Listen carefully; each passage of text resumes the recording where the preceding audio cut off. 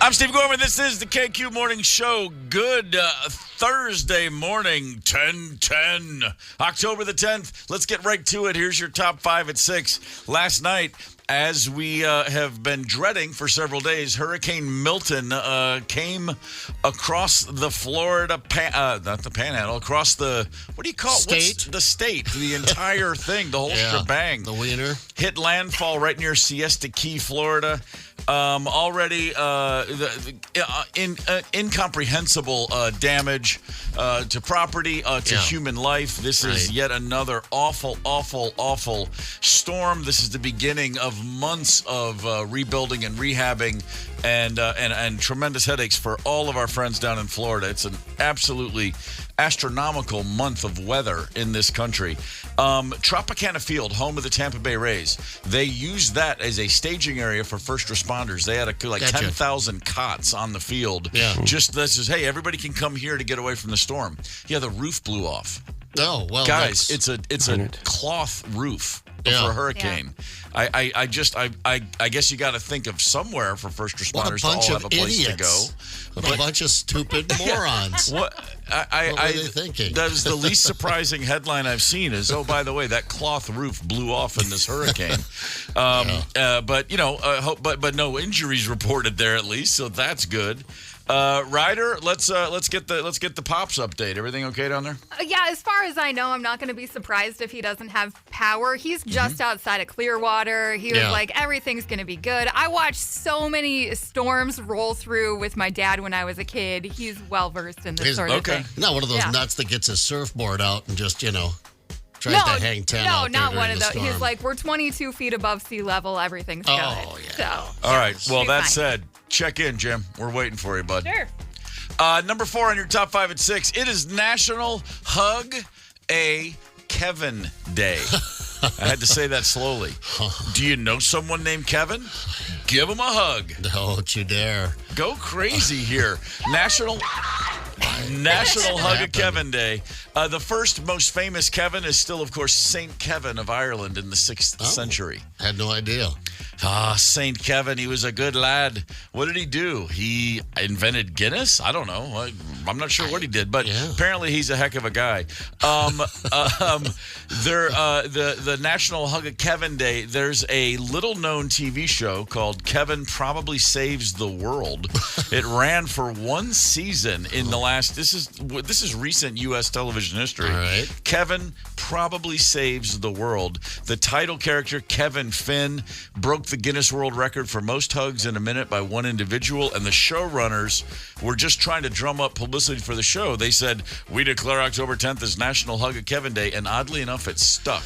There's a lot of Kevins sitting out there in traffic right now going, oh, great. Yeah, exactly. That's all right. Maybe it coincides with Kevin's knee you in the crotch day. Maybe if Kevin wears green, you don't have to hug him. Maybe, since it goes back to hugging St. Kevin in Ireland in the 500s, maybe that's how that works. Number 3 on your top 5 at 6, Alex Van Halen, of course, drummer of Van Halen, a drummer who would be on a lot of people's short list for all-time great rock drummers if his brother hadn't been Edward Van Halen and soaked up all the attention. Right. He's a tremendous drummer is what I'm trying to say. He's got a new book that's it's coming out 12 days from now on the 22nd. It's called Brothers, and there are some audio excerpts where Alex is eulogizing and discussing his brother Eddie. Here's a quick sample. From the first time you picked up a guitar, my guitar actually, the resonance and intonation were unique. You could play just a single note and it sounded different, distinct. Long before people were going crazy for your finger tapping, the talent was already there, even when you just played a chord. You always said you didn't know where it came from. The world's greatest guitarist is what everyone says. It's kind of a dicey title. You never liked it. I can tell you this much. Saying you're the greatest implies there are many more like you. But there is only one, Edward Van Halen. By far the most I've ever heard Alex Van Halen's voice in one continuous run. I mean, think about over the years. Soundbite here and there. Guy was happy not to be in front of microphones. He doesn't do the audiobook, does he? I don't think I could listen to that. I'm not sure. But it will be a fascinating read, I'm sure, because again, this is a guy that we literally have never heard from. That book again, Brothers, coming out October 22nd. Number 2 on your top 5 at 6. Ooh, this is a rough one. 68-year-old Colleen Monfort is from South Dakota. She, along with some friends, took a diving trip, a scuba trip, around off the coast of Indonesia in September. She was dragged away by strong currents. Her friends were unable to get to her. Oh, no. 8 days of searching. They finally gave up the ghost on October 3rd. Poor Colleen Monfort from South Dakota apparently drowned off the coast of Indonesia. But wait, there's more. A fisherman in the neighboring country of Timor-Leste caught a shark. He opened up the shark, and inside was this woman from South Dakota. And she was fine. That is apparently not the case. I'm sorry to say. Kittner boy spilled out all over the dock. The Alex Kittner, God rest his soul, still wearing a black wetsuit. The initial report was a Western woman in a black wetsuit. That's what the villagers. That's what she got died. to the media. I hope she drowned rather first. I certainly hope so as well. This is what they tell you in South Dakota when you say, I'm going to the ocean, I'm going to go snorkeling. There's always someone that, don't, you're going to get eaten by a shark. And here it is. It's happened. I don't have this in front of me. I'm willing to bet she's the first South Dakotan ever eaten by a shark. And yet, for generations, she will be the harbinger of sorrow, if you will, for people heading ocean bound from the middle of the country. Oh, yeah. Don't. You're going to remember that woman. She got eaten by a shark. Don't do it. I don't. Stick to the South Dakota lakes. Pactola. It's kind of nice, although I did get bit in the nipple by a perch in Pactola. Oh, well. See, that's where it starts. Yeah. Are these euphemisms, or are you literally telling me a fish bit your nipple? Well, in South Dakota, we call setting the nipple free. Hey, good morning to our friends over in Hudson, Wisconsin, home, a lot of people don't realize this, of the fabulous Hudson Brothers. No, I'm sorry, that's not true.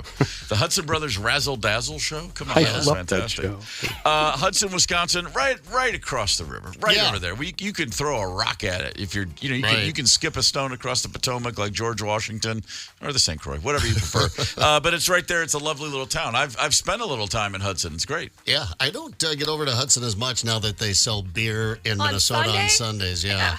That used to be a ritual, like get up in the Vikings game. Oh, crap, who didn't get the beer? Yeah. You didn't get the beer. I told you to get the beer yesterday. So you'd have to truck it on over to Wisconsin. If you leave at 9 o'clock, you can get back before kickoff. Yeah, always. Yeah. I wonder how many of our listeners have made the Hudson beer run on a Sunday morning.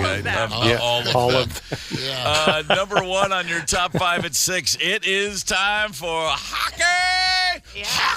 Hey, Hawk Tua. They're gonna incorporate that somehow into the season. The Wild open tonight against the Columbus Blue Jackets. Pretty much the same squad we saw last year. Not a whole lot of big changes. Although I will say, if you're looking for a reason for optimism, John Hines, 134, lost 24 and tied 5 after taking over the team midseason. Yeah.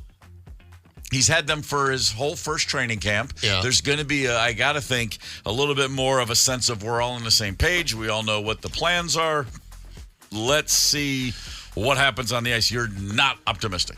Well, maybe Coach John Hines, this will be the first team he takes successfully to the playoffs. Mm-hmm. Maybe this will be the first time in his long coaching career that he actually gets the job done. So who's not being optimistic here? You never know, man. It's all about context and timing and playoffs. Really and this could haven't been to the Western Conference Final since 2003. Okay, never mind. Anyway, listen, we're glad Go to be. Wild! Hey, let's do this, man. I'm feeling good about it. Over there, I saw. Oh, come on. It's going to be good. It's going to be all good. Yeah. I learned to drive when I was 16, and in fact, I got my license like 4 months after my birthday. I was in no rush at all, which made me quite the anomaly in my school. I was the only person that didn't have that license on their 16th birthday. However, I understand there's certain conditions. A lot of kids on the farms drive earlier. They need, they're just needed. They're working. South Dakota, 14 is right. So and then sometimes in the middle of a city, like say Toledo, Ohio, it's important that a 9-year-old get his license. I'll explain. Hang tight. I'm Steve Gorman. This is the KQ Morning Show. It is Thursday, October the 10th. Dare. I saw that T. I got excited.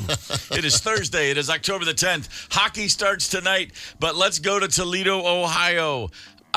This is not funny, and yet I laughed and laughed and laughed. I admit, sometimes I have the mind of a 9-year-old, no, but not the 9-year-old whose dad decided he needed to teach him how to drive. Again, this is not on a farm. This is in Toledo, Ohio, a city, an in-town neighborhood.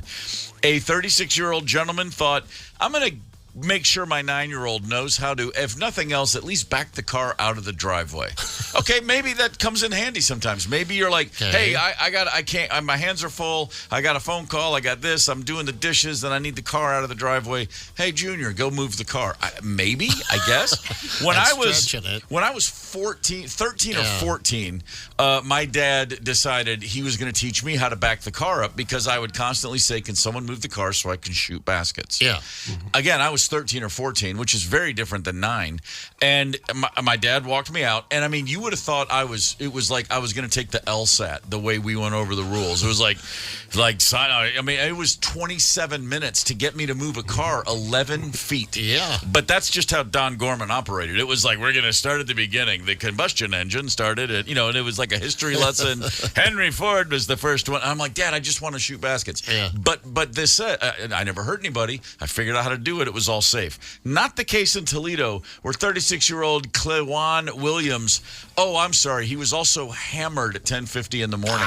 No, it's coming together. Decided, yeah. I'm going to let my 9-year-old do this. Thank God there was a ring camera across the street to pick up the incident. He's okay. And by okay, I mean he's now sober and in jail for endangering a child, which is a first-degree misdemeanor. But we do have a little bit of the news report from Toledo. An East Toledo man is facing charges tonight after he was allegedly run over by his 9-year-old it's not alleged. son while he was reportedly trying to teach the child to drive. Authorities say Williams was drunk as he taught his 9-year-old to back out of the driveway. Documents indicate Williams was standing in the door jamb while his son sat in the driver's seat. That is when the child did accidentally press the gas pedal instead of the brake, police said. Williams was knocked down, dragged beneath the car across the street. He was transported to the hospital, and tonight his condition is unknown. His condition's known. He's got a headache. He's got a bunch of skin missing from his arms and legs. It ran over his legs, too. I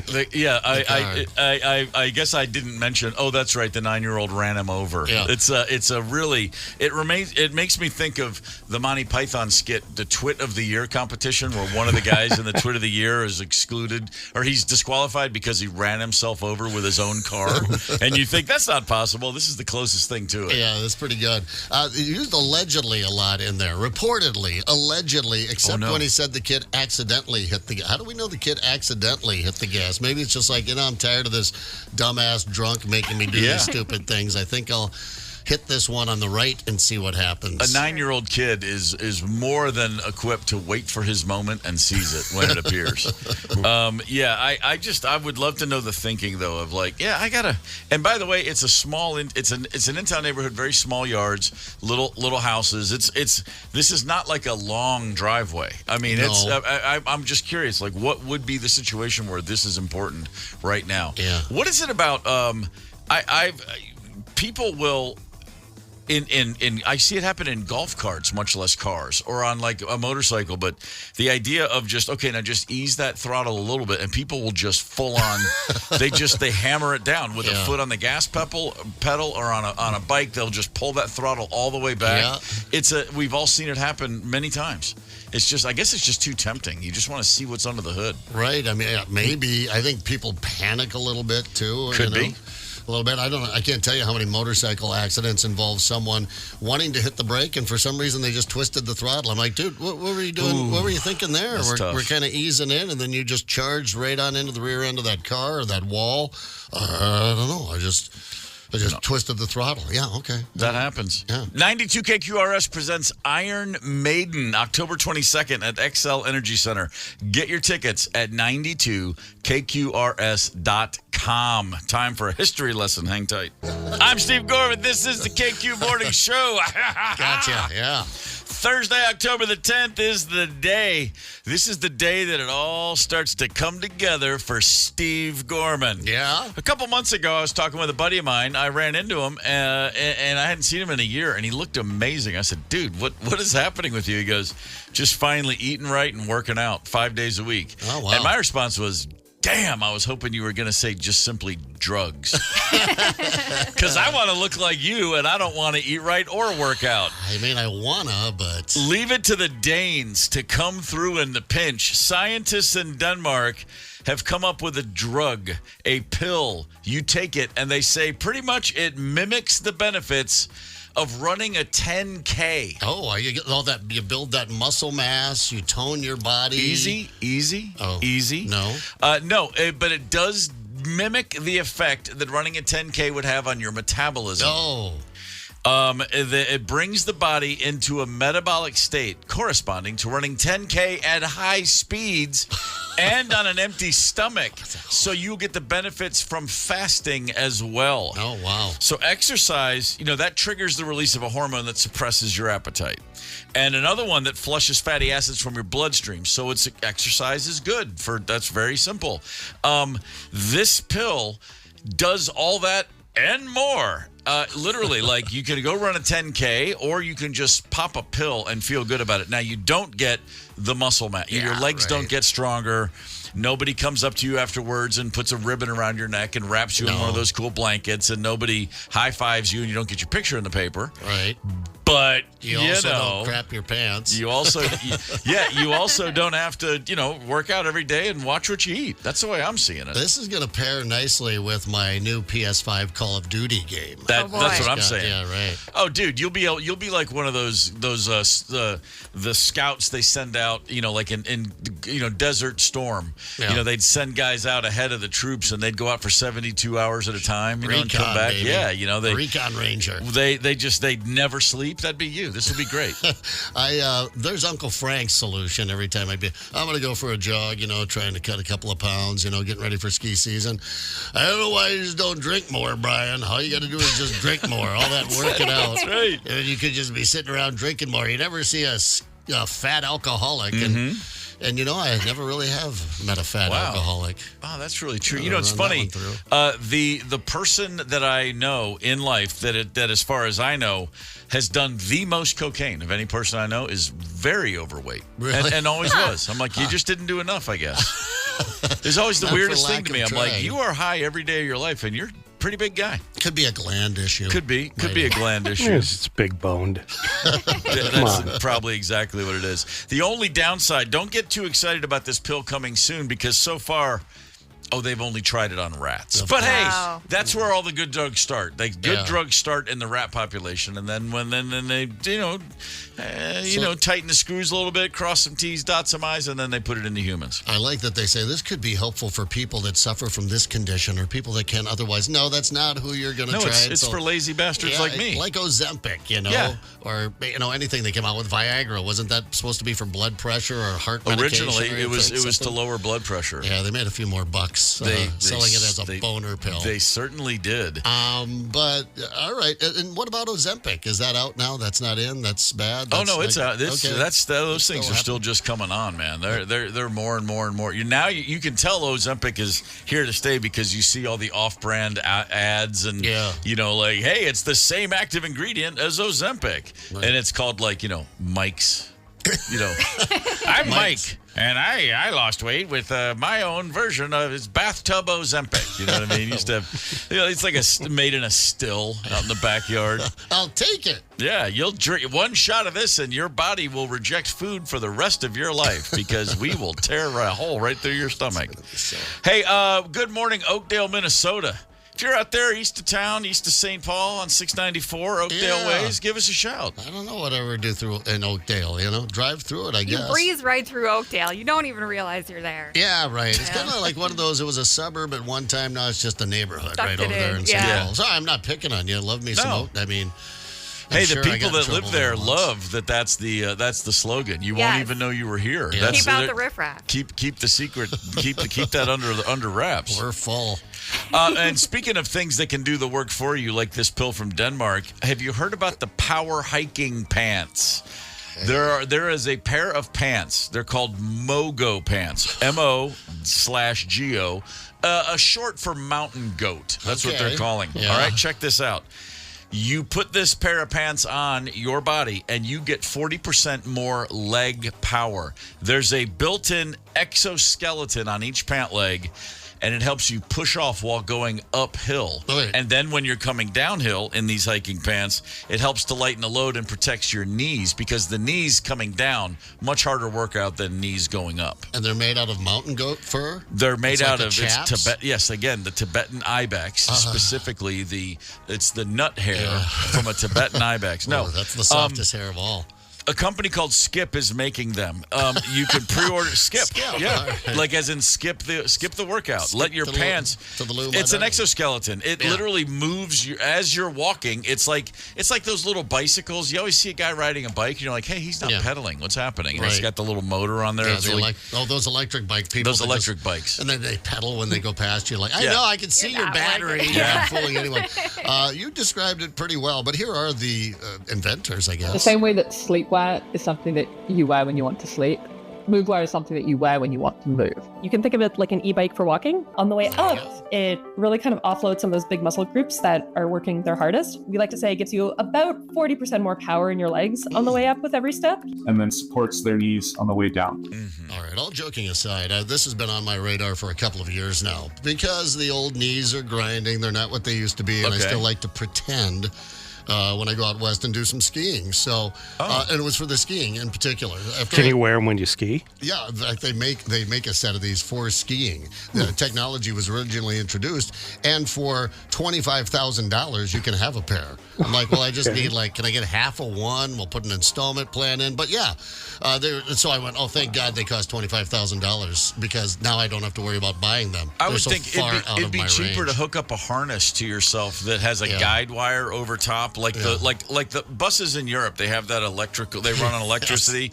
and on top of the bus, you see the wire that connects, and everywhere they go, they have wires overhead to fuel it. You could just set up a wiring system and a harness that keeps you from falling on skis, and that'd probably be $24,000. You know what $24,000 would buy you? What's that? Kick-ass snowmobile. Yeah, well, that's the other way to get around a mountain. So anyway, I looked at them and I went, the technology's not there and they're so damn expensive, but I'll wait. I'll just lie in the weeds and let my legs get naturally older and weaker and more pathetic. And now they're down to $5,000 for a set of these. You can pre-order them online, these Mogo pants. Not crazy about the name, but you know what? It's something I would consider, just, getting around, extending that life into that, I don't know, endeavor. You can order early now, $5,000 a pair, but right now the earlier bird discount price is $4,500. And by the way, if you want it before February, you're out of luck, because every time they put up a new order, they sell out, and so now the wait is up to February of 26. Right, or why are you just sitting there? Why aren't the three of you dividing 5,000 by 3? And Christmas is just around the corner. Get them in every color. Maybe your birthday. I'll tell you what, my birthday is pretty close to Christmas. I'm going to allow this one time for the three of you. I'm going to allow you to combine my Christmas and birthday presents. Okay. And in February again of 26, not 25. 26. Oh, that's when they're going to start legally selling pot in Minnesota. Yeah. 76, In 16 months from now, you can power ass walk yourself to the dispensary. Wow, Brian got to that dispensary really fast. It's those Mogo weird move wear. What a new thing. They call it move wear. I know. I don't like any of that, but it's something to think about. The old hiking pants, as in hike up your pants. Do you think they'd incorporate that into the military somehow, and then into sports? Yeah. Oh, well, yeah. Now you're getting somewhere. It reminds me of a movie I saw. But yeah, super soldiers with exoskeletons. I think they're working on that bad boy in some labs I'm somewhere. sure they are somewhere. Oh, yeah, yeah. for sure. Growing up at a time when anything that wasn't made of denim was just sweatpants, this is all just so befuddling to me. You're going skiing? Just put on some sweats. Okay. I mean, that was the old days. I used to wear long johns. Now we have base wear.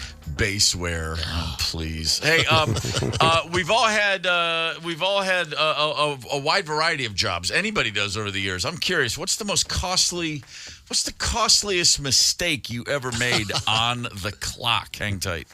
I'm Steve Gorman. This is the KQ Morning Show. Ever made a big mistake at work? Ever made a costly mistake at work? Or did you work with someone who did, if you don't want to take the fall today? We would love to hear your story. 651-989-ROCK is the KQ Talk and Text line. There's also a Facebook post on the KQRS Facebook page where you can share a story with us. Made us think of this because we saw a few stories, including one. There's a modern art museum in the Netherlands, and they had a piece of modern art that was considered almost priceless. It was a larger collection of cans, and it's called All the Good Times We Spent Together. There were 2 hand-painted cans. It just looked like 2 empty beer cans. Yeah. That's all, but it's part of a larger exhibit. The museum's elevator is all glass, and they were sitting on top of the glass ceiling. That was part of the display. That was how they were supposed to be. So you would look up and go, oh, someone put beer cans on top of this glass elevator. That's exactly weird. What it looks like. Well, an elevator repairman was doing his job and went, well, hey, someone left beer cans on top of this. So he took them to the trash. He grabbed 2 hand-painted cans that, again, were a part of what is considered priceless art display, and he put them in the trash. Now, the curator of the museum noticed the cans were missing. He went through the trash. It hadn't been picked up yet, and he retrieved them, which was a really lucky break for that elevator repairman. I guess. I mean, although the guy took some initiative, I'm looking at a photograph of here. It looks like, a couple of empties sitting there on top of what museum serves beer. That's what I want to know. That's the museum for me. More than you think. All the good ones. Yeah. The modern art. You got to go modern. Yeah. If you get to go to the Met or something, they'll be like, would you like some more tea, Mr. Zepp? Although it would have been, it's not like you drew a mustache on a Picasso. No, not the same. They could have rounded up a couple of more beer cans from the artist, I would think so. There. Another one, by the way, so disaster averted, but that would have been pretty brutal. A small business in China had a very different outcome.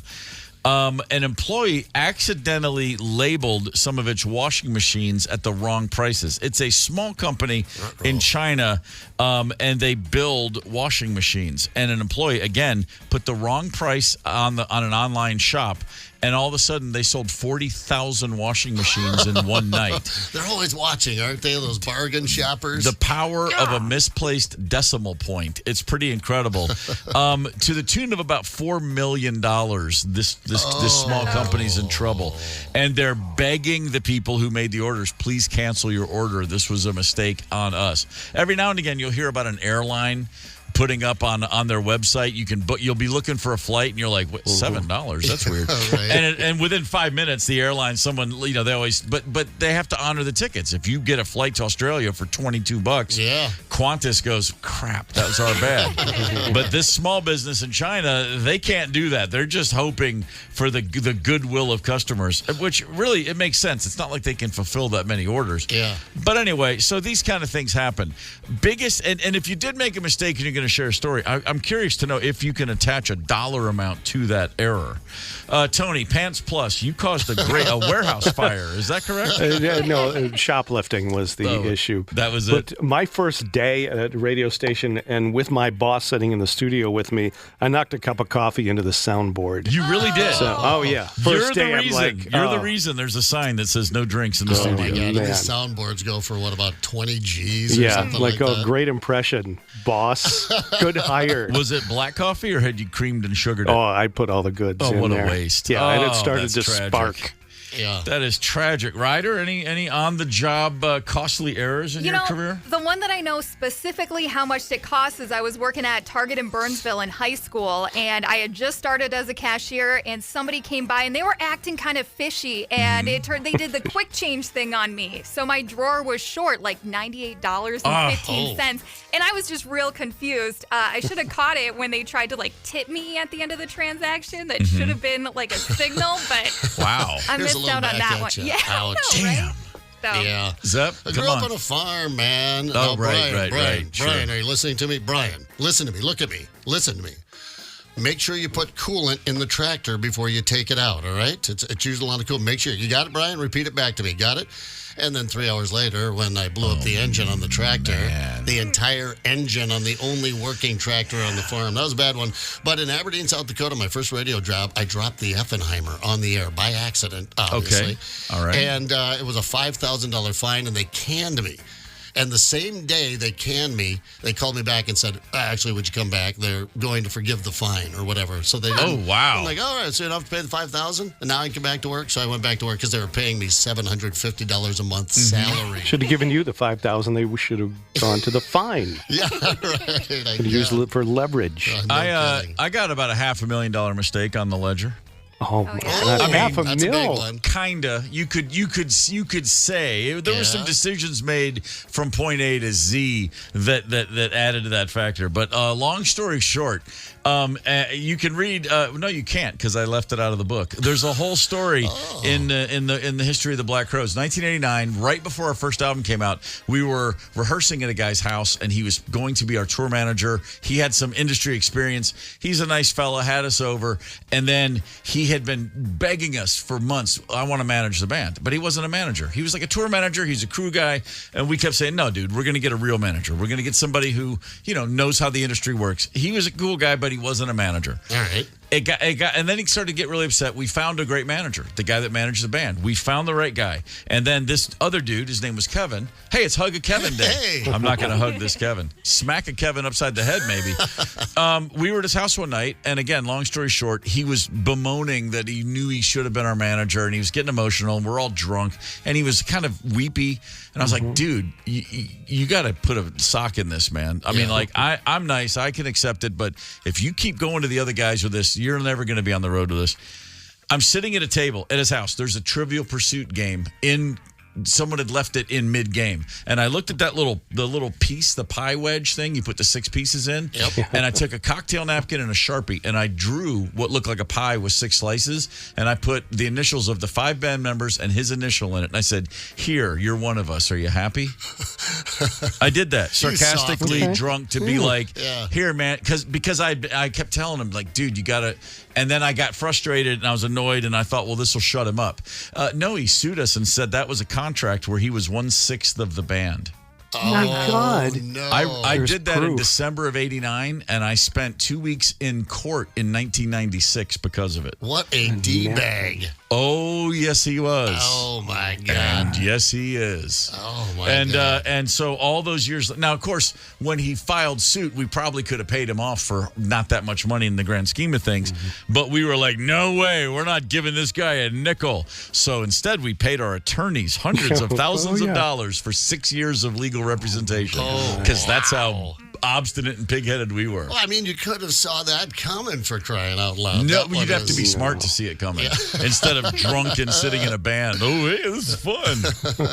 And of all the crazy things, that's the only one. Like, because you always hear about stories of people hit it big and then everyone comes out of the woodwork. No one did. We had friends. It was cool. We were fine. The one guy that did, and it went. And not only were we in court, we were on court TV the whole time. No way. Well, that's kind of cool. Not really.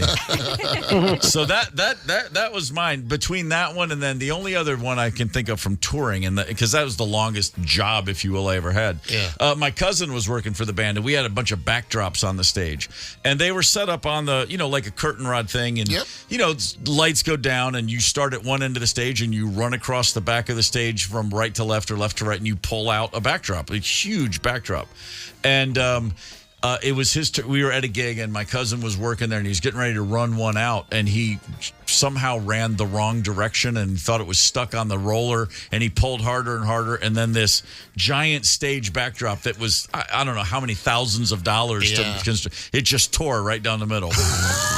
In front of 3,500 fans. And it was like, he was like, no. He was like, you're going to fire me. And we're like, not till you work it off or not. These things happen. Working for free a while. Tim's got a great one here on the KQRS Facebook post. We're talking about screw-ups at work that cost the company a lot of money. Around 1990, a driver I worked with left Eagan, Minnesota, headed to Portland. He called on Monday morning from Idaho and was told that the load goes to Portland, Maine. Whoops. Oh. Not Oregon. Oh, no way. He went the wrong way. Big country halfway in across between. the country. There's a lot happening. Wally wrote, I crashed my CNC machine. Didn't they do Everybody Dance Now? Oh, no, that was CNC Factory. Music Factory. I crashed my CNC machine. It has 6 spindles. Each spindle is $18,000. Each one takes 4 to 6 hours to replace. We only ended up needing to replace 2 of the 6, but it still took 3 days to check and okay. Oh, man. That is rough. Here's one, Jeremy. I watched a coworker get a forklift stuck on a railroad track. 20 minutes later, it was hit by a train. Best day of my life watching it all happen. Yeah, man. Yeah, I guess they don't have that clearance, do they? I don't know much of the forklifts. I haven't been in one. Yeah. Man, that's rough. Can't get them over the tracks. Check this out. A rare bird was flown into Detroit Metro Airport from Brussels. They opened the cargo bin and it had gotten out of its cage. It jumped and ran out all over the runway. Metro police drove out onto the runway and shot the bird. That'll take care of it. Holy smokes. This isn't one of mine, but a friend of mine went to his high school. They had like for homecoming, you always have like Spirit Day and dress like a superhero day or whatever. They have back things. to the 50s. Yeah, and one of the things they did, they were on the football field before the game, and they had a literal greased pig. You take a small pig, and then who can capture the greased pig? Oh, yeah. And the football players are trying to tackle it. Nobody could get a hold of this thing. Everyone's cheering and cheering and cheering. And then the pig, it was like the principal or whoever was like, okay, we got to wrap this up. And the pig just could not be caught. And the school had a security guard on staff who they all called Barney Fife. And he just walked out and pulled out his gun and calmly shot the pig. Shot the pig. In front of the whole high school. Oh, wow. This is like late 70s. Everyone's like, no! He's like, there's that pig if you want it. Well, I mean, good eating, I bet. Yeah. Oh, man, that's, you do that today. That's a national story. Here's another farm kid. Us farm kids, it didn't take much to really screw it up for a lot of dough. Back in the 80s, I was chisel plowing for a farmer and hooked his water irrigation system and tipped it over 500 feet of pipe destroyed. Yeah, that would have been in the thousands of dollars for a little oopsie. Then you always get that, I don't know whether you have to walk. When I'd break a tractor down, you had to walk the mile of shame back to the house. Oh, boy. And then Dad would be sitting there working, usually in the shed welding or something, and he'd see you walking. And from like 200 yards, he'd start the gaze from like 200 yards away, and you'd just start walking slower and slower, and here comes the news. He's just got to be thinking, what in the hell did the boy do now? Oh, that is rough, man. On the KQ Talking text line 651-989 Rock, Jeff wrote, I was working at Home Depot a few years back. I was on a forklift loading a $3,000 special order bathtub onto the delivery truck. We already like this one. I was at the level of the back of the truck, started to go forward when the custom-made shipping crate fell apart.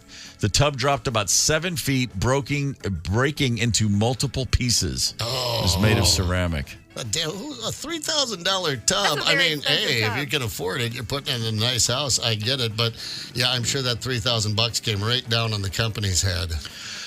Mike from Buffalo. I'm a mechanic. Worked on a vehicle that just came from a body shop that didn't put the safety latch back on for the hood. The hood was open when I went on a test drive. Hood opened up on me on 394, smashed the hood, smashed the windshield, smashed the roof. Had to pull over and go back to the shop and tell my boss it wasn't my fault. Yeah, good luck with that one. Loading rail cars here, Marine, on the KQ Facebook page, just loaded it with the wrong commodity. Oh, Cost them as somebody who did logistics for a minute, I feel that pain. Yeah, you know how much that cost? $50,000. Yeah. Ooh. Well, you got a commodity. What did you need? You wanted corn? You got some wheat. Let's go back to Ryder's logistics career. Yeah. Explain, please. So Burger Transfer and Storage in Roseville. Good morning, Terry and Jeremy and Chris and everybody working there today. All right, yeah. I don't think that I caused any logistical stuff, but hearing about dudes who top their trailers trailer, like that's 10 grand, maybe more. People driving in the wrong direction for a day, it's thousands of dollars every day you're paying these truckers to be on the road, and then you got to reroute them. And oh man, kind of the same kind of work you're doing here. Just routing Nimrods. Pretty much. Yeah. I got to tell you, man, I'm still blown away by the driver who went to Portland, Oregon instead of Portland, Maine. That's just the one. It's of all these, that's the one I guess I can relate to it because I can actually drive a vehicle, whereas I can't operate a forklift. I certainly couldn't handle logistics. There's a lot of things I can't do, but I can drive the wrong way with the best of them. Oh, that's a beauty. Oh, how my about God. Alicia? Dig this one. I work at a biotech research facility. And for a couple of years, there was a missing vial of antibody worth over $1 million. Whoa. For a couple of years? Couple of years. Turns out it was just sitting on someone's desk the whole time. They didn't know it. Oh, that vial. Holy smokes. Oh, that antibody. Oh, there it is. Yep, got it. Sorry. Right behind the stapler. I couldn't see it. I feel bad for all the people that needed it. 651-989-ROCK is the KQ Talking text line. Tony, who do we have? Our buddy John had a costly mistake. John, lay it on me, brother. First things first, favorite band, who is it? ZZ Top. That'll work. Favorite team, any sport? My hometown Vikings over in Wisconsin, the football and basketball and baseball. My boy plays sports, so. Right on. Okay. That'll work. John, what's your story? Way back in 1979, I'm working for a company, and we're painting crosswalks highway yellow. And long story short, the big several hundred-gallon can of paint tipped over, pinched the line off, and the hose went wild, and there was a 75 Gran Torino sitting there, fire engine red with a white vinyl roof. Oh, not anymore. And we covered it in yellow paint. Oh, my God. Who went knocking on that door? Or did you ever run into the owner? I wanted to run and just go home, but Sure and you did. unfortunately, one of the big bosses for the company happened to be in the town I was working in that day in Madison, Wisconsin, and got the call, and I never got too much heat for it, but it's quite a sight. In about 30 seconds, this beautiful red car with a white vinyl roof is covered in yellow paint. Sure it was. It's a custom paint job now. It's fantastic, man. John, thank you for the call. We appreciate it. You bet. Have a good day. Thanks. You got it. That is fantastic. Somebody's baby, too, They probably just had it restored. I love it. He says, anyway, Galaxy 5, and we're all like, no! Right. We all remember those cars. God. Hey, the Wild are on the ice tonight and again this weekend. And, look at there, hockey tickets. Let's play a game. Hang tight. Gotta wait for the snaps. I'm Steve Gorman. This is the KQ Morning Show. And that was David Bowie and Queen, Under Pressure. If you're David Bowie, it's probably a great idea to go hang out with Queen in the studio. And if you're Queen, it's a great idea to have David Bowie come by. Just imagine those sessions, man. That would have been something to see. Did you ever see Bowie live? No, I never did. Never did? Never did. I got to see him a bunch. I did a tour with him opening when I was playing with my friends in Stereophonics. Oh, yeah. And we did 4 weeks with Bowie. Amazing. And every night, I did not miss Under Pressure one time because he would come out, and then Gail Ann Dorsey, his bassist, would sing Freddie's part, and she's amazing. Yeah. And it just, of all the great Bowie songs, of which there are so many, that one always... That was the one that just blew the roof off the place. Towards the end of the set, it just had a different energy for whatever reason. I think people just hold that song sort of separate from the rest of the catalog, obviously because it was with Queen. But it was just a thing. I mean, when I hear that song now, I have goosebumps. I listen to it every time, and I'm like, man, that was an incredible thing. It was 2004, which is hard to believe that's 20 years ago. It was Bowie's last tour. He never toured again after that tour ended. Right. Had a heart condition, had a few health problems, and then as it turned out, never got back on the road. Really, really special times for me, for sure, on that one. Speaking of special times, it's hockey season, ladies and gentlemen. The Minnesota Wild are playing tonight. They're also playing Saturday against the Seattle Kraken at the XL Energy Center. We got tickets right now to give away. We need 2 callers, number 9 and 2 on the KQ Talk and text line, 651-9899. 9 Rock. Callers 9 and 2 will play a game. They will be in a heated competition to pick up these hockey tickets, and we'll all have a good time because that's how we like to do it around here. We all know how this works. Oh, yeah. Get on the horn. Lock it in. Let's play a game for some hockey tickets. And while we're waiting for that to happen, let's talk about our friends in East St. Paul. Now, unlike North, South, or West St. Paul, this is actually a neighborhood in St. Paul, East St. Paul. All right. That's is true. it? Yes, it is. What's in East St. I mean, is it its own city? No, it's not. the hell's going it's on part over of there? St. Paul. Yeah, it's just like Frogtown or Midway. It's an actual neighborhood in St. Paul. We're just saying, hey, over on the east side. Yes. East St. Paul residents right now are going, did Ryder just say we're like Frogtown? Did she just compare us to Frogtown? Is that what just happened right They here? probably are getting a little salty. I'm just going to drive over to East St. Paul today and look around. Been a while. I used to live in St. Paul, so I'm sure I've been there a hell of a... Brunson's Pub. Oh, Brunson's yeah. is great. Oh, yeah, Brunson's is lots great. Lots of cool beer memorabilia all over the walls. Yes, sir. Yes, I'm gonna. I will forever hear in my head East St. Paul and down, and we go. I just put everything everything to music as much as I possibly can. The Wild season opener tonight is the Columbus Blue Jackets, but Saturday game 2 is the Seattle Kraken, and let's give away some tickets. Tony, we got a couple people ready to rock. What are we going to specifically rock with our listeners today? We got a couple fine lads who will be playing this. The German word. What is the German word? If I hear one more German word. Beer is good. The KQ Morning Show presents Oktoberfest. Your best guess. Your best guess. Ein Prosit. Raise your stein and take a shot at this. We're going to say something, and what we say, is it a German beer brand or is it a fun German word? Let's play Oktoberfest, your best guess. Do they have to be mutually exclusive? I love this. Oktoberfest is here, and it's German beer brand or just fun German word. Yes, fun and frolic. Tony Lee's the man after my own heart, my own dark and charred heart. All right, let's do it. Who's contestant number 1? Up first is Mark from Ham Lake. Mark, good morning. Good morning. Mark, give me your favorite band. REO Speedwagon.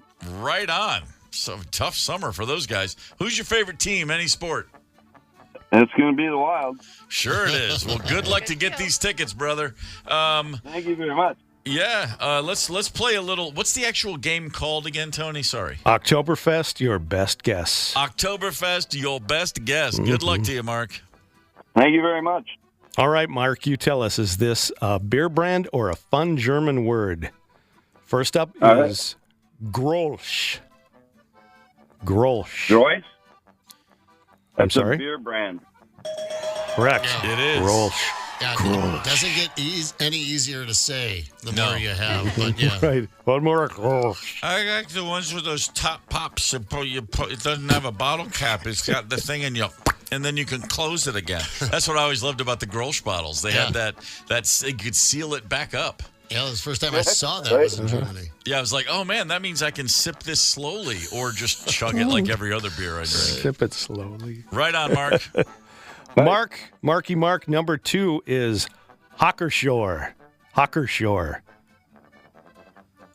That is a fun German saying. A fun German word? I think it's a word or beer. It's a word.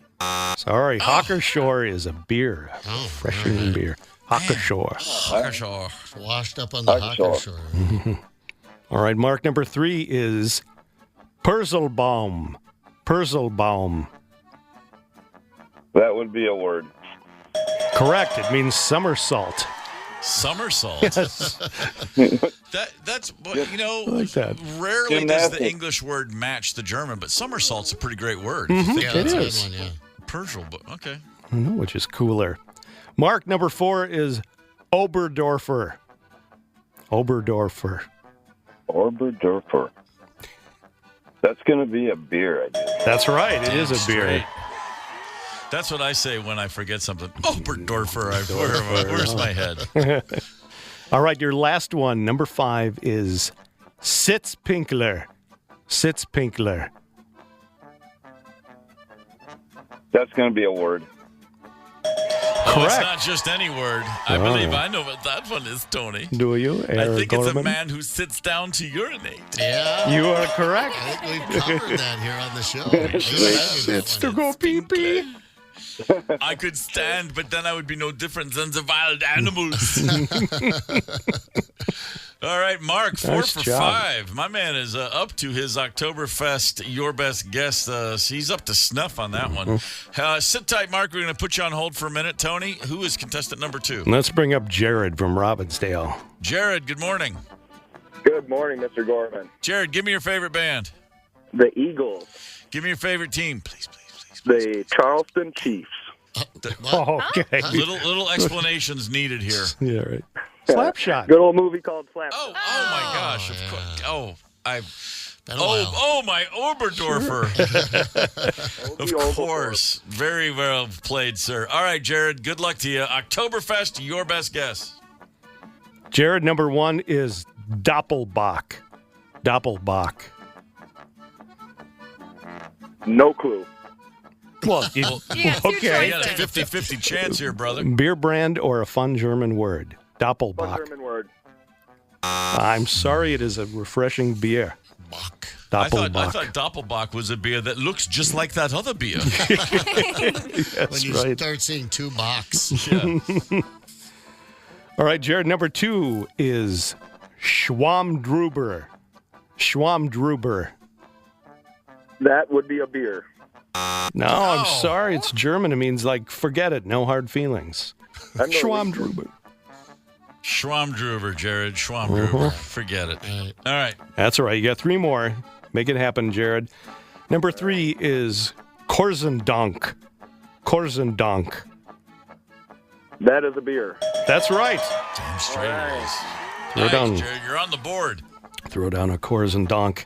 Number 4, Schnick Schnack. Fun German word. I'm sorry? German word. Yes. It means frills. Schnick, schnack, paddywhack. Mm-hmm. And your last one, Sitzfleisch. Sitzfleisch. Beer. Oh, I'm sorry. Buttocks. It literally means seat meat. Look at the seat meat Man. on that one. Jared, 2 for 5. Solid effort, my man, but that's got nothing on Mark, who went 4 for 5. Mark is going to be riding the storm out with the Seattle Kraken and the Minnesota Wild Saturday night. Congratulations, Mark. Thank you both for playing. Is that this Friday? That's this Saturday. We'll talk about it, Mark. This Saturday. Sit tight, Mark. Ryder's going to give you all the details you need. Got a Shell's Oktoberfest on tap over there. They did last year anyway. Oh, love shells. I'm just so happy to just hear that fun music going on all the time. You know what else? You know what is actually a word? It's not German, but it's Norwegian. Is Udapils? We have the brewery here. Yeah, right. Udapils it means outside beer. In Norwegians, it's an outside beer. It's like when you are just outside having a beer. Okay, I like outside it. We should. That's not. There's not an English version in one word. We should just take that. Hey, man, you want a Udapils? Yeah. Well, then step outside, motherfucker. You gotta straighten people out. You know what I mean? This beer outside, mister. Yeah, man. I do like that one. Here is a great German word I love. Kummerspeck. Right. Kummerspeck. It's a German word that literally means grief bacon. And it's when you overeat because you're sad about something. Oh, I thought, thought if there was someone had a loved one pass away, you would bring them bacon, some grief bacon. Well, that could be it. That could be it. So it's like it's when you overeat. I experience Kummerspeck a lot. Would you like a tissue with your Kummerspeck? I see you're crying. I see you're making the tears out of your eyes. Chauncey Gorman is a Kummer Schnitzel, or dog. What's the word for dog in German? I picked him up in a fit of grief. Best thing I ever did. Yeah. So there was it had a dog pass. Not a dog, a family member. I was just taking it. It was a really sad time, and I walked right by a window. Literally, how much is that puppy in the window? I was like, look at all those puppies in there. I think I need one. And the next thing you know, I'm sitting here wiping snot for the next 7.5 years. Good move, worth every penny. Oh, it's the best thing ever. A Scottish word that is also of note, tartle. Tartle. Did they probably say Turtle. Sounds like something they'd wear. It's a Scottish word for when you want to introduce someone, but you hesitate. That hesitation is a turtle, and you hesitate because you can't remember their name. Oh. Or, as I call it, every time I go to introduce someone. You're full of turtles. Yeah. I'm a turtle. I'm a Tartelhoffenstufen.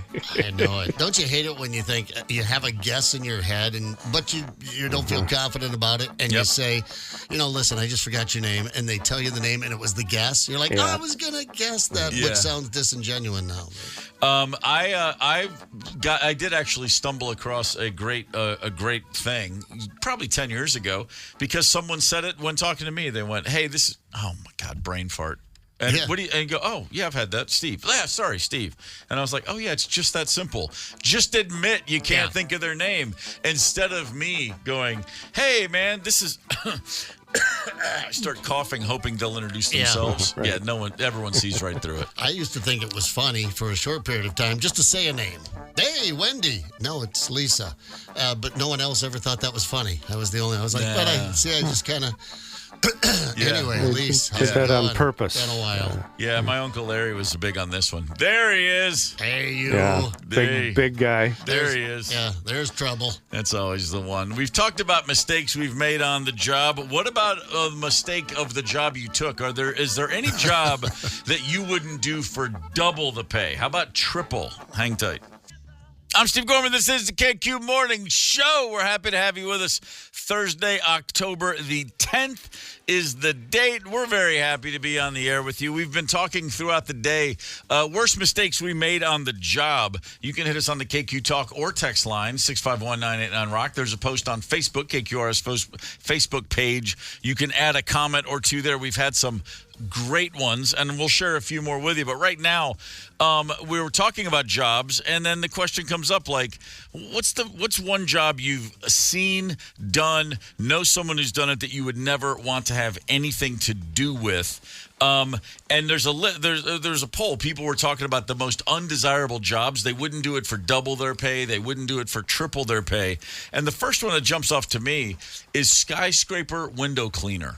Now, obviously, if you have a thing for heights, that's a non-starter. Yeah. But if you're okay with heights, what a great job. Yeah, right. I mean, just out there at a hugely high, maybe if you're on the skyscraper, you have a job where everybody stops what they're doing to watch you work. It's a great opportunity to express yourself in creative and imaginative ways. Yeah, if you're a bit of a voyeur, I don't know, can't they see in? Yeah, sometimes you certainly can. Or at the very least, you know that they're looking out at you. You're cleaning that window, and if you can't see into that boardroom, the boardroom is going, "I give you $10 says he falls." They're taking bets on your ability to get the job done. Yeah. I saw a thing one day on it's like a little documentary about job. It might have been that one of those jobs shows. Who's the guy who goes around Tough Jobs? Mike Rowe. Thank you, Mike Rowe. It was. If it wasn't him, it was someone like him. But he was discussing this very thing, and he told the story of a guy in Honolulu. And in the late '60s, as Honolulu started to really blow up and become a major city, suddenly they were building skyscrapers.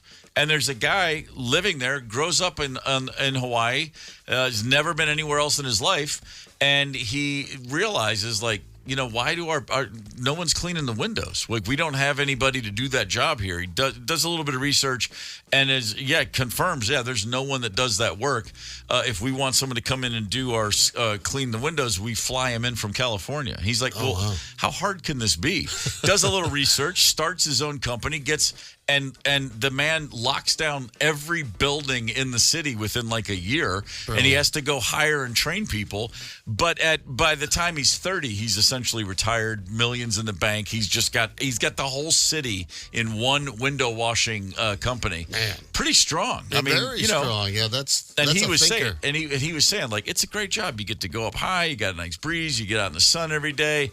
Everyone's happy to see you. He was saying all that. Everyone loves a window washer. Everyone stops to watch, and I was like, yeah, that's a good job, dude. The last job I would ever do, it's not on an oil rig. It's not a commercial fisherman. I don't want to do either of those jobs. But the last thing I would ever do is become or try to work as an electrician. I'm terrified of electricity. Yeah, you and me both. I won't do it. Every once in a while, I tried to put in a ceiling fan once, and it was while we were living in an apartment building in Oak Grove, Minnesota. and knocked out the power to the entire building. Yeah, this wire doesn't go there. Better than knocking out your own power. Oh, there were sparks, and I was done. And it gave me a little jolt, and I was like, nope, that's it, done, not going near. I'll put the cover on. Yeah. You know, if the light switch cover gets cracked or something, or the kids want it painted one at school, I'll take the old one off and put the new one on. But that's about it. Worst job I ever had. I had for a couple hours, picking tobacco. Oh yeah. That is not physically demanding at all. Yeah. That's not rewarding work. Wow. Even though at the time $10 an hour was a fortune. Yeah. And I did not make it through a whole shift. Yeah. No. Sorry, I'm way too soft for this world. Yeah. There's a whole bunch of on here that in Minnesota.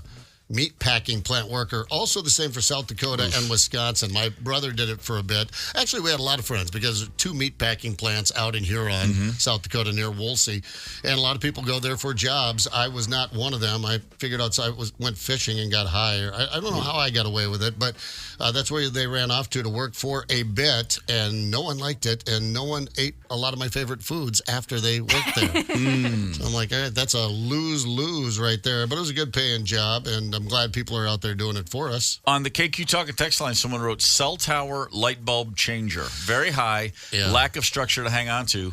Tom Gorman, my brother, did that very job in the 70s many times. He would climb to the top of those towers and replace that flashing red light on They're top. like 400, 500 feet up. 1,000 feet. 1,000 feet? Oh, Yeah. my God. He would bring a camera, and we have in the family slides, when you bust out the carousel of family slides back in the day, now they've all been digitally saved. There would be like, oh, here's Sue's prom, and here's Rusty when he was a puppy, and then there's Tom at 1,100 feet off the ground, and he would do that all the time. I didn't think twice about it. I mean, there's what do they have, like 100 cables on those things, right, to keep them upright? In fact, you talk about doing a job that costs a lot of money, working at a radio station where the tower was just out in the middle of a frickin' hay field. Yeah, sure. And the guy cutting the hay with the mower clipped one of the cables. And that thing came straight down. Whoa. But anyway, yeah, I've talked to people that go up there, and those things sway. Oh, a lot. There's a pretty good sway up there, and about 25 times on the way up, there are different attachments that will fry you to a little crisp charcoal briquette if you touch it. Yeah, to this day, my brother Tom will look at a pole, a utility pole, and look at all the wire. There'll be 6 or 8, and he'll go like, from the top, numbers 1 and 7. Those will kill you. The rest are fine. He's just I'm always like, how do you know? He's like, I used to have to know these things. It was important. Yeah. Honestly, thinking about it, high school teacher. I don't know. Elementary, I could get away with that for a while. I think I could handle the curriculum, but just high schoolers, teenagers. Depends on the subject, though, too. No, they're always going to be a teenager, no matter what the subject is. They're always going to be a pain. They're a-holes. Yeah. I mean, love you, but you're a-holes. I can take the teenagers. I don't think I could take the little kids. The noise and the whatever. I think I could block that out. I do with you guys every morning. Another Gorman brother, Dave, is a middle school science teacher, and he's great at it, award-winning, and he is the guy who gets up every day and goes, "Isn't this neat?" I'm like, man, how? And you got to be wired for it. Yeah, and he passes that along to 8th graders. Let's think back to 8th grade. Your armpits smell like chicken noodle soup, and you got a boner. That's all that's happening. Right. And somehow he's got these kids like, let's dissect that frog, or this is how condensation works. I'm like, man, that guy's a miracle worker. Can you imagine with my disposition how I'd do with 8th graders? Yeah, it would I'd be that teacher. No, I got Mr. Zepp today. Impossible to imagine. I would think a horrible job would be the person when you go into prison, the one who's responsible for hosing you down. What's the name of that job? Is that just getting up every morning? No, they have to check all the orifices. They do that. I have a buddy that works out of the prison. I'm not going to say your name, but Rick. It's a buddy here. I'm going to say his last name, but he would tell me that he would have to check, especially like obese prisoners.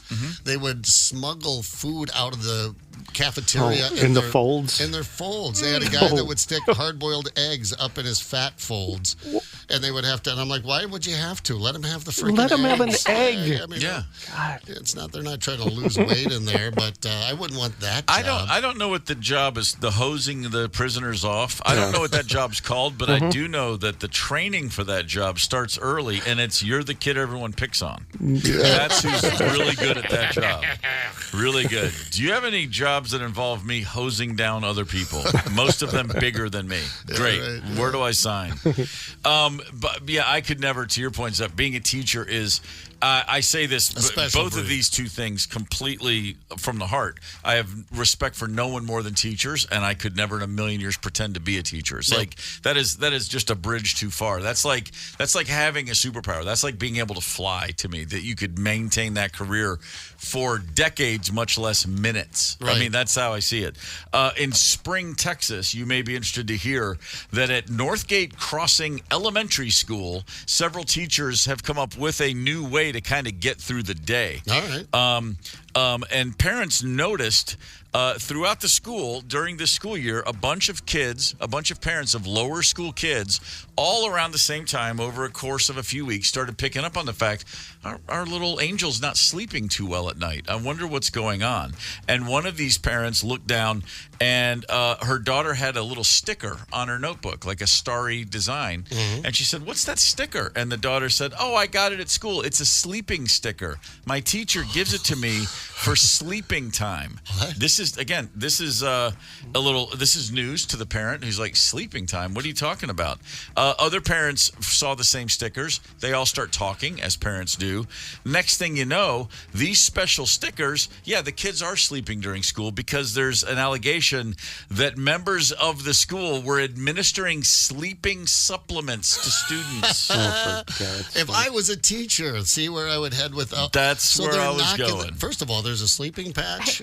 Remind me to run over to Walgreens and get some of those after the show. A little patch. You can put it right on there, and then all of a sudden you're just sleeping. Wow.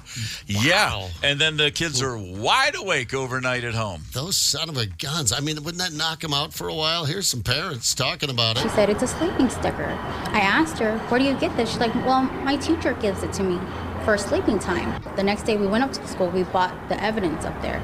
We filed a report. We did say we wanted to file criminal charges if this is something that's true. He said, "Yes, Mommy, I get a special sticker." I said, "What does the sticker look like?" He said, "I get it right here on my hand, and it has the storms with the clouds and the stars and the moon." Okay.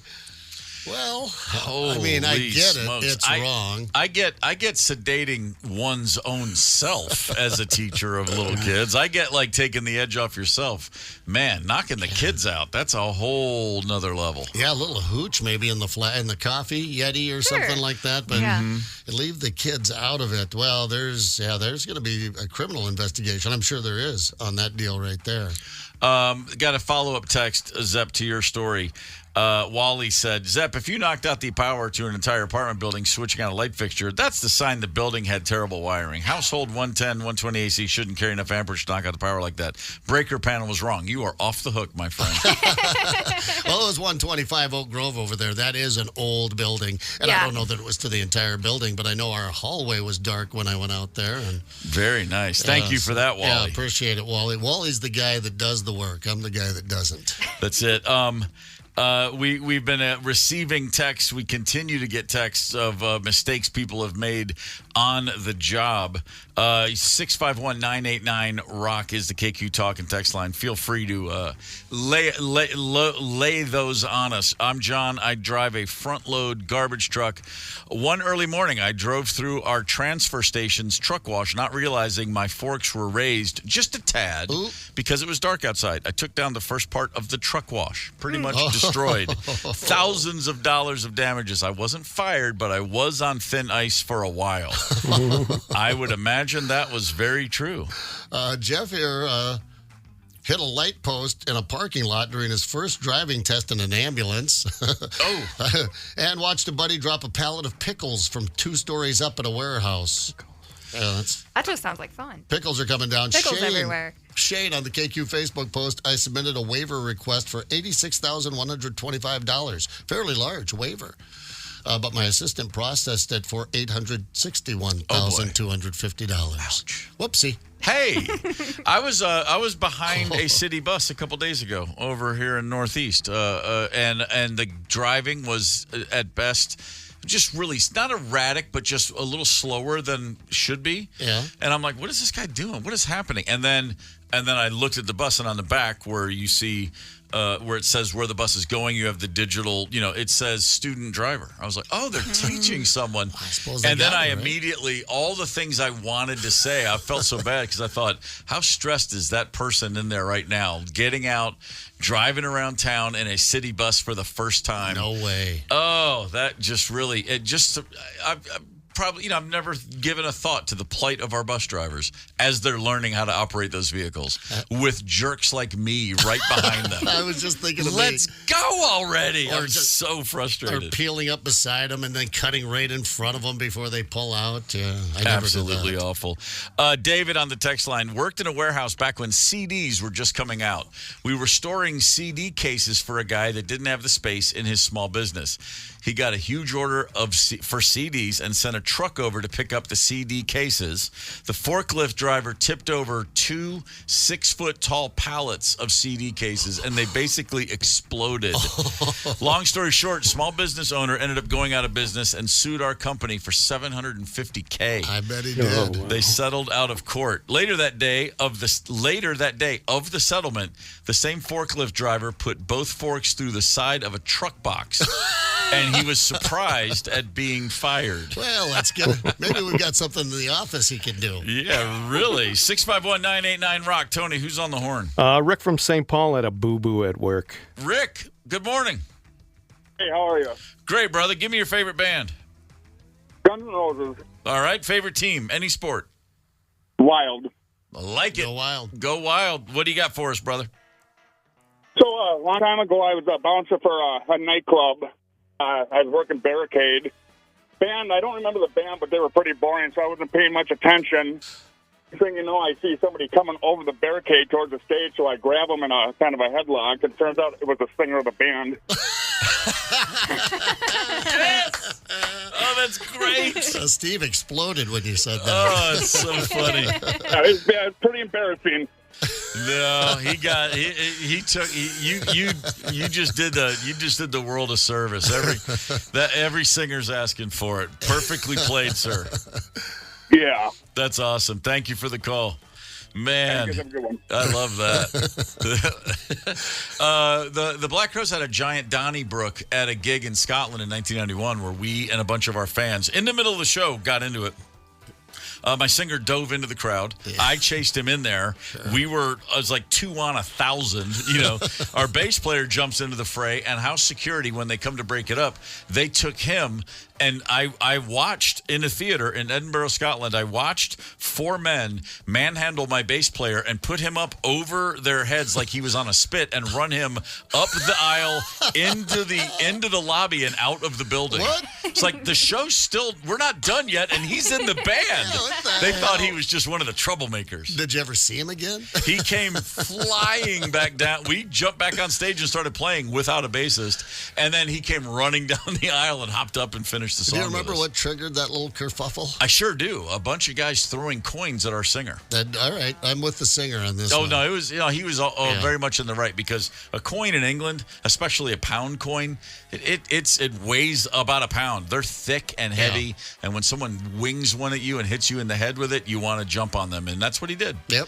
And it was funny because he walked back to the drum kit and he looked at me and he goes, if that kid throws one more thing, I swear to God, I'm gonna jump off the stage. I'm gonna go jump in. I'm gonna jump on him. And I said, "Go ahead, I got your back." Thinking, and before those words were out of my mouth, he was turning and running, and I went, "Oh no, come on, big guy!" I was already off the kit and chasing after him as he went airborne. I was like, "I'm getting ahead of this one. Yeah, this is bad news." Hey, Scorpions are heading back to Las Vegas. Coming home to Las Vegas. 60 years of the Scorpions. It's a residency that opens February 27th at Planet Hollywood Resort and Casino. You can score a trip for 2 with round-trip air, a 2-night stay, tickets to opening night, and more. All you got to do right now for a chance to win, text the national keyword DREAM to 95819. The top 5 at 9. Hang tight. I'm Steve Gorman. This is the KQ Morning Show. It is Thursday, October the 10th. Good morning. If you're just getting up and at 'em, well, let us help you ease into your day with the information we feel best serves you. Here's your top 5 at 9. Hurricane Milton, you bastard, hit land yesterday, last night, I should say, right near Siesta Key is where it first made landfall. The whole west coast of Florida, and then by now, the whole of Florida. It went all the way across the state. Jacksonville's getting pounded, Daytona Beach, Orlando in the middle, everywhere in between. Pretty much up and down Florida. Very, very wet at best, and with the winds. And then on the east side of the state, tornadoes whipping up in its wake. Just an absolutely abysmal time right now. And, of course, we're just getting started. This is weeks and months and years of rehabbing and trying to put lives back together. An awful lot of people in Florida, just like people in Appalachia and throughout Florida 2 weeks ago, are struggling and suffering right now. It's a really, really, really difficult time down there. Tropicana Field, oddly enough, where the Tampa Bay Rays play baseball. It's a domed stadium. The dome is made of what looks like, to me, my layman's eye, cheesecloth. Because it just blew away with very little resistance. The roof just blew off the joint. This is not a typical baseball field. You're not supposed to get this field wet. Right. Not only that, they had it set up as a staging area for first responders to go in and get rest, cots, coffee, the building with meals. The cloth roof. The building with the cloth-looking roof was where first responders could go to get away from the storm to rejuvenate themselves as they get back out and try to save people. Here's our plan for a ballpark in Tampa Bay. Hurricane country. Yeah. It's got a cloth roof. It'll save you a couple of bucks, but the bathrooms are killer. I've never understood how that team stays in Tampa Bay. The roof is not there because it rains so much. Well, it's there because it rains a lot, and then also it's so ungodly hot and humid. Nobody would go watch a baseball game outdoors in Florida in August. Right. But yet there they remain. It's crazy to me. And now the roof is gone. We'll see what happens. But for anybody, and we have listeners in Florida. We've got anybody knows somebody down in Florida. I think we're just at the beginning of what we're just going to get bad news for a while out of there. I'm certainly hoping for the smallest amount possible, but it really, really, really looks rough. My sis is in Sarasota, and they had to evacuate, and they hit the highway. But it's amazing how many people. Why did they wait till the last second? Because it was just bumper to bumper on the highways there. Yeah, I was surprised. We were saying yesterday they didn't open up the southbound lanes to go north. They just had, usually they open up both directions, but they were still just keeping it all northbound. Even if you get out, if you're thinking 3 days ahead of the storm is time enough, it's not. You gotta err on the side of caution with these things. But then for some people, it's hard to. They can't. They've got a lot of reasons why they have to. All this to say, it's a tough time for our friends in Florida. Number 4 on your top 5 at 9. Today is National Hug a Kevin Day. Kevin. It's exactly what it sounds like. If you know someone named Kevin, they are owed a hug. Hug a Kevin Day. Go figure. Yeah, it's weird. It would get old really fast if you were Kevin and people were really digging on this at your job, but good luck to you out there. In the 1950s, Kevin was one of the most popular baby names in America. By 1963, it was out of the top 10. By 2016, it's 89th. It's way out of favor. But there was a TV show in the U.S. a few years ago called Kevin Probably Saves the World. It ran for exactly 1 season. Right. The showrunners, the people that put that show together, declared October 10th as National Hug a Kevin Day. They were just doing a shtick to drum up publicity for the show. And it stuck. And so every year on October 10th, you are free to go hug anyone you know named Kevin. Yeah, they've got to take it. Yeah. I think the first Kevin I think of is Kevin Dugan, a friend of mine from college. About 6'5", back then, he's the kind of guy that would just knock out 100 push-ups just to wake up in the morning. Sure. He gave me a great bowl of venison spaghetti sauce once. Could make any. He's like a MacGyver. He hunted, he fished, he rode a motorcycle. Really tall, really handsome. Just a basic douchebag. Just great at everything. Hate him. No, I idolized the guy in college. He was like the coolest dude I ever met. So I'm not going to hug him today because if I tried, he'd probably smack me in the head. I'm going to buy a Kevin name tag on my way home. Where do you get one of That's those? the way to do it. Hello, my name is. That's great. Good thinking. No, not you. Her. Number 3 on your top 5 at 9, Alex Van Halen, whose brother Edward Van Halen has been gone for, about 4 years now, I believe. Alex Van Halen is releasing a book. It's called Brothers. It's coming out October 22nd. Alex Van Halen, if you might find yourself thinking like, I don't think I've ever heard that guy speak. No, you probably haven't. But if you're wondering what it sounds like, we have a clip from the book. It's been almost 4 years since you passed, Ed, but sometimes it feels like it just happened this morning. People always talk about that smile of yours, the smile of a little kid. It wasn't just the way you looked. That was you. Since you've been gone, I catch myself talking to you, yelling at you, in my head or sometimes out loud. I still have trouble believing you're gone, and probably for me, you never will be. Edward Van Halen, everybody on earth that you know who grew up when we did 70s and 80s into the 90s has a thought or two, to say the very least, about the greatness of Edward Van Halen. There's only one guy who's like, oh, yeah, that was my little brother. Yeah. And that guy is finally going to tell a whole lot of his story in this book. I will be reading this book.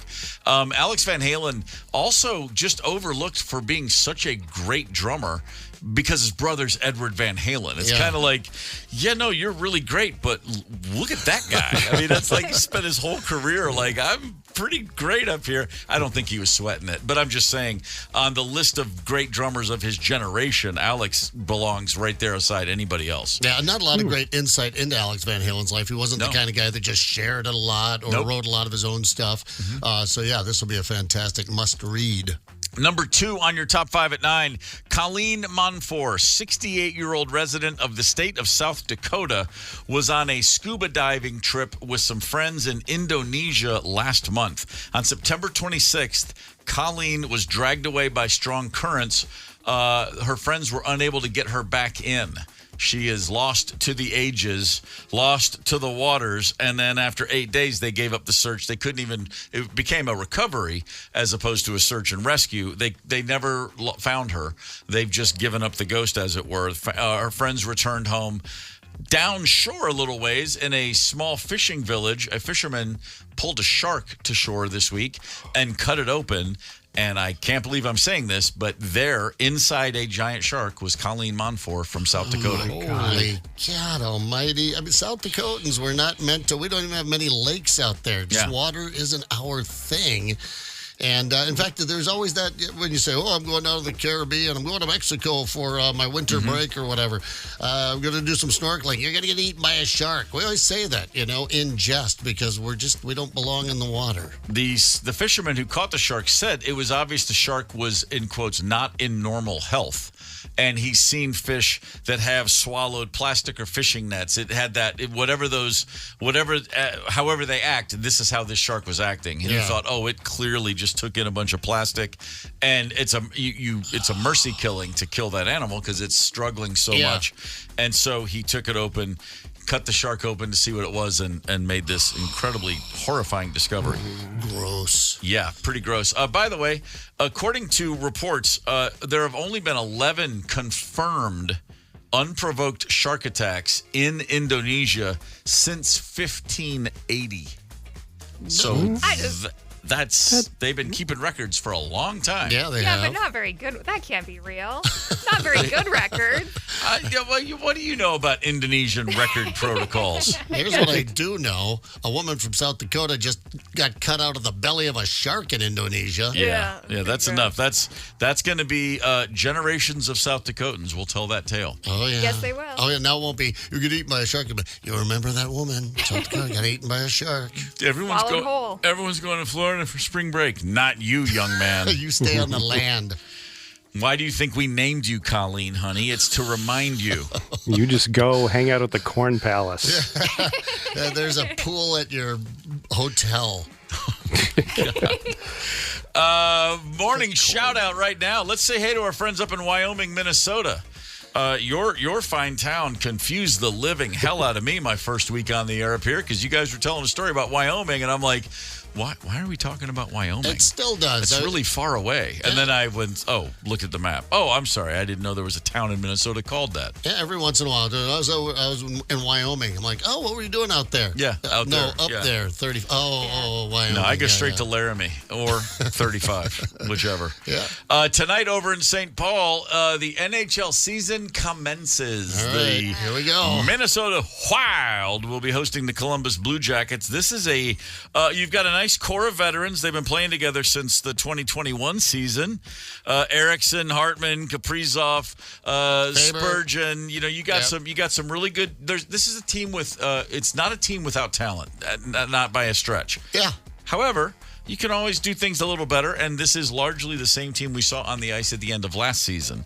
If you're looking for a silver lining, when John Hines took over the team, they were 34, 24, and 5 in his stead, and now he's got them for the whole season, including, most importantly, training camp. Let's hope that the team is starting the season all on the same page. All right, I'm not going to poo-poo that. I'll go with it. I can't wait to watch the game. Where's that streaming on tonight? Where can you catch the game tonight? That's a great question. Bally's. Freaking Bally's. I did it once already. It bit me in the ass. But there'll be later on this evening going, subscription, how much a month for the... Yeah, I'll check ESPN Plus. You know what they say? What? The road to hell's paved with Bally's. Do they say that? Well, I do. They do now. Something. That sounds like something they should say. But let's go wild. By the way, if you're going to take in a Wild game this season, a few new things to let you know about at the concession stands over at the XL Energy Center. A few things taken from the State Fair. I'll say that Fare. See how I did that? Oh, the nice. Crispy Potato Corn Dog from State Fair will be there. Ooh, boy. Potato crust, oh so crisp. It's drizzled with ketchup and mustard, sprinkled with chives. $12.99. Yeah. How about this? How about the pickle pizza with white sauce, cheese, dill, and, of course, dill pickles? Yeah. Now at the State Fair food stand. I'll do it. I mean, the food's gotten so good there. I mean, it has at all our sporting venues, I still go to a Twins game and, I'm just going to get a dog and a beer. That's me. That's what you eat at a baseball game. Is that sushi? Oh, yeah. Is that a Mexican pizza over there? I mean, with the Valentini meatball? Come on. That's good food to eat at a gas station a few years ago. I looked over and they had the nacho cheese, the hot, they had a thing where you can get chips and then dump all that good hot flavored nacho cheese, the goop, not featuring hashtag no real cheese involved. And I in my Connell, my son, he's like, I don't know. I'm thinking about. I think I need some of these nachos. I'm like, no, we're in the car for another couple hours. You don't need that. And then we're laughing about it. But I said, in the 90s at a ball game, this would have been like, you got to be kidding me. They have nachos. That's fancy. He's like, really? I go, you have no idea what it was like as a kid. I mean, the first time I got a thing of chips and a yellow goo to dip it in, I thought I was like on, this is like Star Trek. This is it. This is the apex. This is the zenith of civilization. How can I be watching baseball and have hot cheese sauce in my seat? Right. Will miracles never cease? Incredible. Get the KQ Morning Show podcast wherever you listen. 92 KQRS.